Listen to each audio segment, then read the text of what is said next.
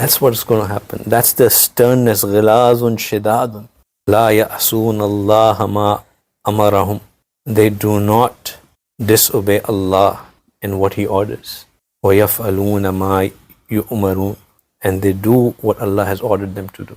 So this fire is realistic. That's why Allah is asking us, Qu anfusakum wa ahlikum nar.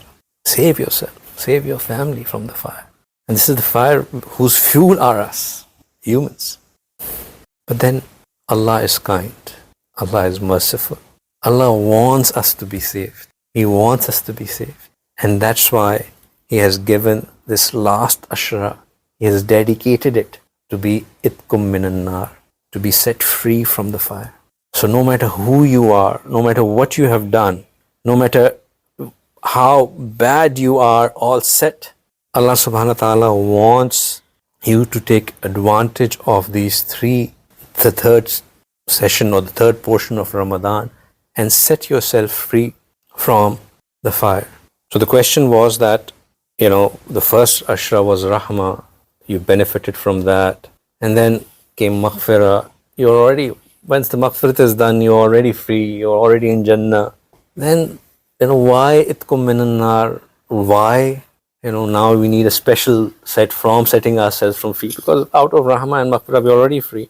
How many of us, forget about others, just us in our life, have had the opportunity to prepare from Ramadan before Ramadan had started? How many of us are mindful that Ramadan is now starting and we need to make the most of it from day one?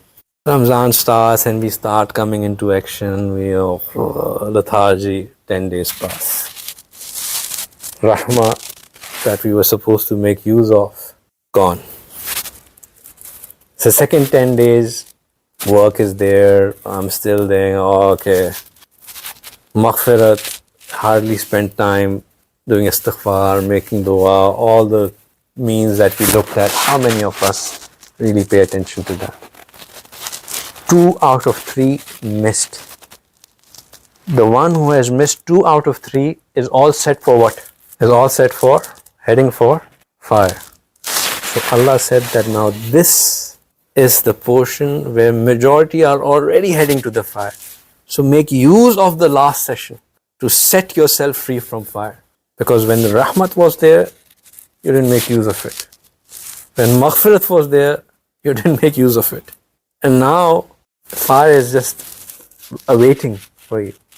So set yourself free from fire. Make use of this last 10 days. On the flip side, the ones who have benefited from the tawfiq of Allah, they started preparing well in advance. They did their best in the first 10 days. They exerted more in the first 10 days. But then we can never be sure of what our own actions are. Maybe they weren't as much as Allah had wanted. Maybe Rasulullah sallallahu alaihi wasallam himself, Sayyidah Aisha radiallahu ta'ala, she says that Rasulullah sallallahu alaihi wasallam would, as though he would tighten his low garment in the last 10 days. He would exert more in the last 10 days. He would pray more. He would do charity more. Why would he do that? Because if there was any lapse that was left, if there was any shortcoming in the first 2 days, if I've still failed to benefit as much as I should have, then now is the chance, because this is now a short pass of being scot-free. I did my best in the first 2 ashras, but I do not know if it was good enough. Only Allah knows. My job is not to be content at what I have done. My job is to keep showing to Allah that I am in need.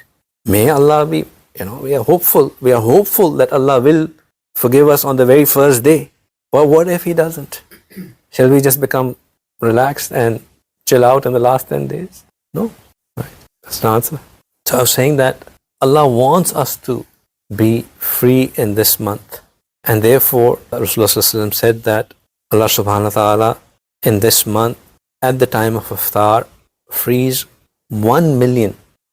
1 million people are set free from Jahannam, for whom it was already destined that they are going to go into Jahannam.